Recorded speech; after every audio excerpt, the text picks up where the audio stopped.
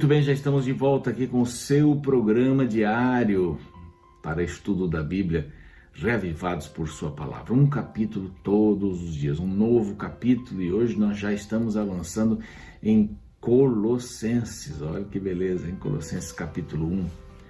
E esta carta, esta pequena carta de quarta de quatro, né? Dá até um...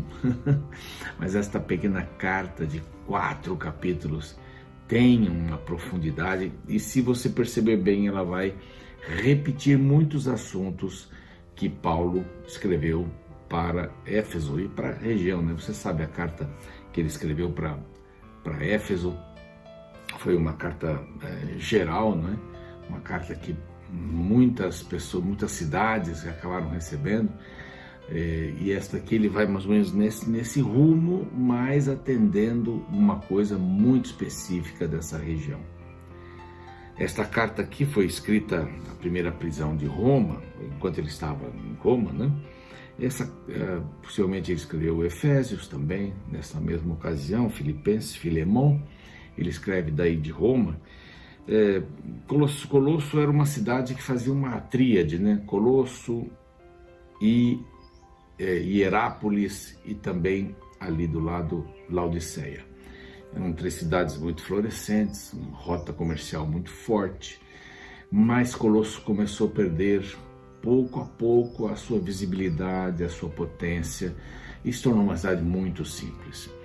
Bom, Paulo não escreveria para uma cidade dessa se a igreja não fosse importante, embora a cidade importante, ou grande também, ou que tivesse alguma ação na cidade, a cidade estava perdendo seu brilho, mas a igreja não.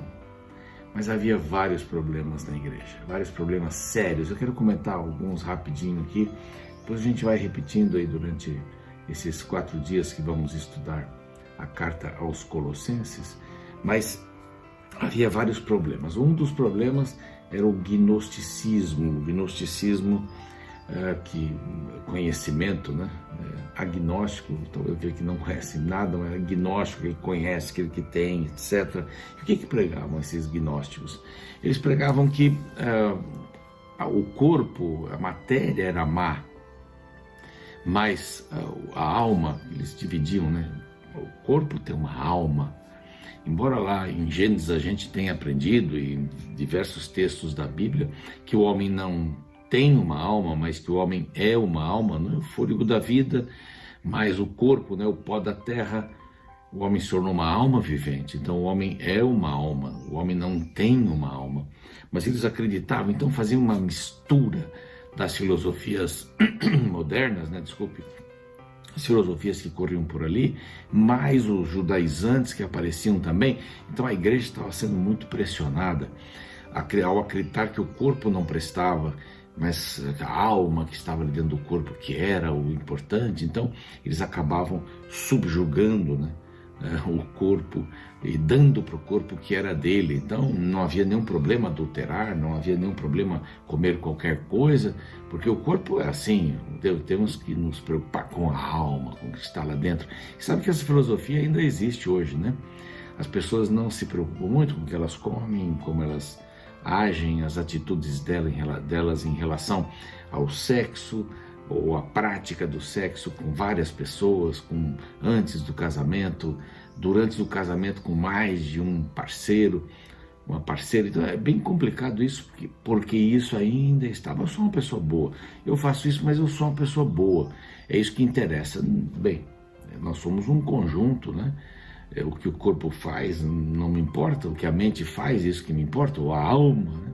Não, nós somos um conjunto, Havia também um problema bastante sério. Eles estavam adorando anjos, eles acreditavam que os anjos formavam as constelações, e aí vem o horóscopo, né?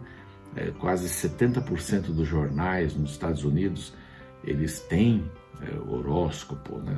Muitas pessoas, antes de saírem de casa, vão lá, querem ler a mão, querem saber o futuro, estão assim muito ansiosas para saber o futuro. E na realidade a gente deve crer no futuro, que a Bíblia diz, né, sobre o futuro. A gente deve ver o presente. As nossas decisões devem ser acertadas no presente, para que o futuro tenha condições de ser melhor. Então, pensar no presente, acertar no presente, tomar as decisões corretas no presente, isso é o mais importante para a vida. Cada dia, viver cada dia. Eu tenho visitado pessoas, tenho falado com pessoas no hospital. Hoje mesmo vou, daqui a pouco, visitar um casal que está no hospital. E temos que pensar no dia de hoje. É o dia de hoje. Só é o dia de hoje é o que vale, né? Não se meta com esse negócio de horóscopo. O horóscopo mais importante é o da palavra de Deus, né? Se é que a gente pode chamar assim, estou exagerando aqui. Mas a palavra de Deus diz quem você é, de onde você veio, para onde você vai. Isso é o que basta. Exatamente isso que basta.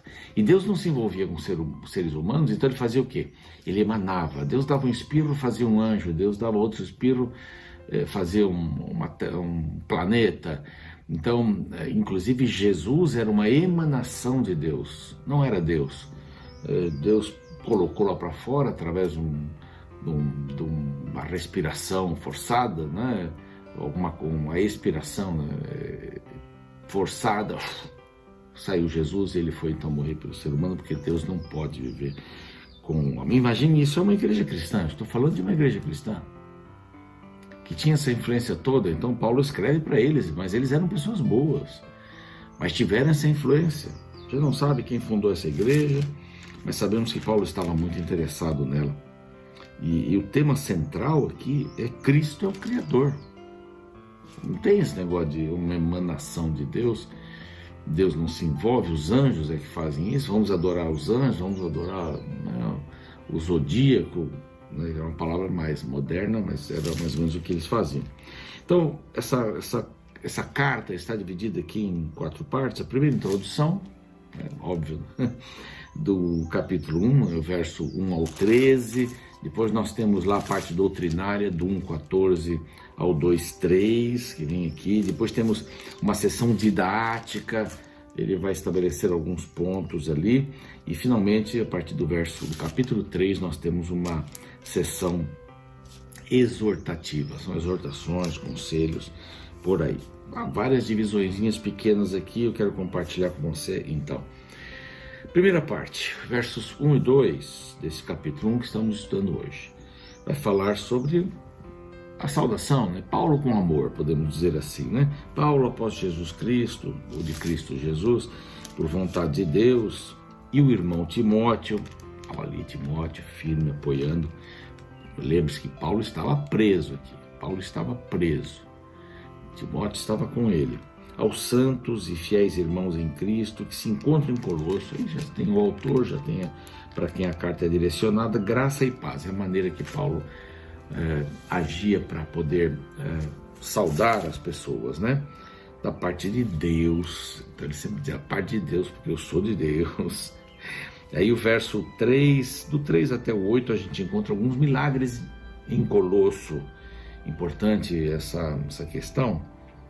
Aqui nós encontramos Paulo dizendo, nós sempre damos graças a Deus quando oramos por vós, oramos por vocês. Vocês creem em Jesus. E desde que ouvimos da vossa fé em Cristo Jesus, Jesus era o centro da fé, do amor que tendes para com todos os santos. Vocês são carinhosos por causa da esperança que vos está preservada no céu. Vocês ouviram o Evangelho, do qual antes ouvistes pela palavra da verdade, do Evangelho que chegou até vós, não é? Como também foi levado a todo mundo. Então eles tinham alguma responsabilidade em transmitir a palavra para outros lugares, né? Vocês foram discípulos, verso 7, né? Segundo fostes instruídos por Epáfras. Epáfras foi muito importante, foi um dos fundadores, possivelmente aí, alguém que sai de Éfeso e vai ajudar as pessoas ali, é um dos que, se não foi fundador, foi alguém que ajudou. Epáfras, né? É muito difícil achar esse nome, né? Epáfras. Mas ele foi lá, um servo fiel, ministro de Cristo. Vocês foram discipulados, vocês foram fiéis a Cristo. Então, nesta primeira parte, nós encontramos esses milagres, né, que aconteceram em Colosso. Vocês foram instruídos, vocês pregaram, vocês levaram o Evangelho para outros lugares. Agora vem a oração de um prisioneiro, do 9 até o 12. A gente encontra aqui que ele pede inteligência, Não cessamos de orar por vós, ele diz aqui, no verso 9, né? Esses dias a Érica, um abraço para a Érica, que acompanha sempre o programa, que tem um caderno de anotações. Já falei isso aqui, Érica, o Jorge, estivemos lá com eles esses dias. Então diz aqui que não cessamos de orar por vós, pelo pleno conhecimento da sua vontade, e em toda sabedoria e entendimento espiritual. Paulo pede entendimento, inteligência. Paulo pede obediência prática. Verso 10, a fim de viverdes de modo digno do Senhor, para o seu inteiro agrado, frutificando em toda boa obra. Paulo pede excelência moral, quando ele diz aqui, sendo fortalecidos com todo o poder, segundo a força da sua glória, em toda perseverança e longanimidade, com alegria, dando graças, não é?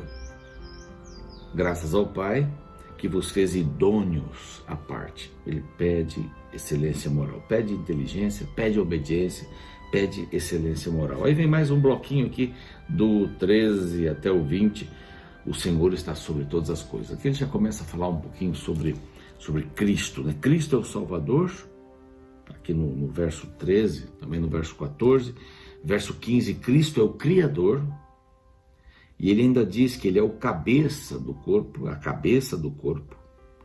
E ele vai terminar dizendo aqui, antes do 20, que somos amados, ou ele é o amado do Pai.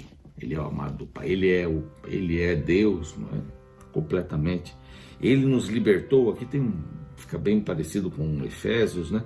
Ele nos libertou do império das trevas, nos transportou para o reino do Filho do seu amor, no qual temos a redenção, olha que beleza, a remissão dos pecados.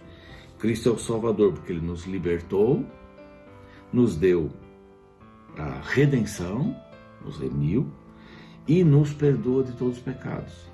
Então, ele vai construindo uma imagem de Jesus que a gente tem que ter também, viu? A gente não é só para ir para a igreja e, já fui para a igreja. Não, eu tenho que viver a vida com Cristo. Entender que ele é o Salvador. Esta mesma proposta, que o Senhor está sobre todas as coisas, vem para nós também. Mas aquele povo necessitava, assim como nós.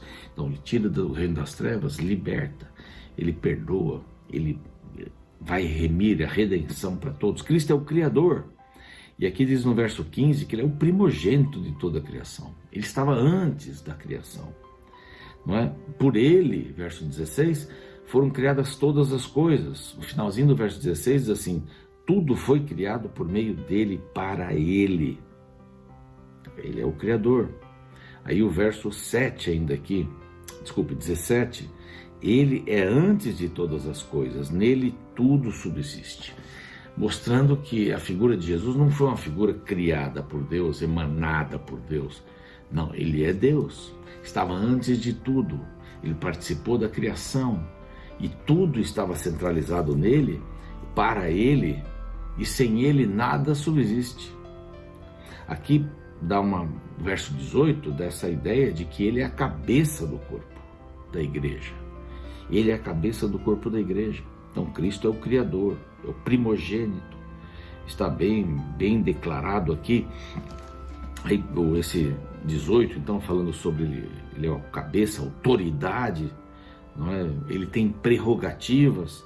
E o verso 19, então aqui diz que nele reside toda a plenitude. Eu gosto muito desse verso. Nele reside toda a plenitude. Nele, ele é Deus. No verso 20 a gente encontra que é amado do Pai, né? E que havendo feito a paz pelo sangue da sua cruz, só ele podia fazer isso. Por meio dele, reconciliar-se consigo mesmo todas as coisas, quer sobre a terra, quer sobre o céu. Porque a redenção, ela não é apenas para a terra. A redenção é para todo o universo, porque Satanás está aí envolvido em todo o universo. E finalmente ele fala sobre o ministério de um homem, né? Ele estava ali para pregar o evangelho, estava ali para sofrer pelos gentios, os versos 24, né, até o verso 27. Ele apresenta que ele estava lá para sofrer pelos gentios e finalmente para lutar pelos santos. Um ministério completo, né? Pregar o evangelho, defender os gentios, né, e lutar pelos santos. Uma linda carta, ele diz aqui no verso 29, esforçando-me o mais possível, não é? Tudo aquilo que eu conheço, tudo aquilo que eu ensinei, tudo aquilo que eu coloco diante de vocês. Que Deus nos ajude, possamos ver Jesus como Criador, Jesus como Redentor, e nele estão todas as nossas atenções. Que Deus te dê essa força magnífica que vem do Espírito Santo para crermos na palavra e crermos em Jesus, não há outro Deus. Devemos ser fiéis como eles foram e, em um certo sentido, ouviram a palavra, mas colocar esta palavra diante destas mazelas que temos todos os dias. A palavra tem que estar sobre todas as demais coisas e sob todas as coisas, a base. Você viva pela palavra. Vamos orar, Pai querido, pedimos a Tua bênção para que possamos viver sob a palavra, sobre a palavra. A palavra sendo a base, a palavra sendo o guarda-chuva da nossa vida. Nós temos, Senhor, a intenção de vivermos pelo Senhor neste dia, hoje, esse dia especial. Para alguns talvez já esteja no final do dia, estão vendo o programa, mais tarde, mais cedo, não importa, Pai, que o Senhor possa iluminar a mente de cada um de nós, para que enxerguemos a Cristo como um Deus verdadeiro, Salvador, aquele que perdoa os nossos pecados, nos indica o caminho, em nome de Jesus, amém.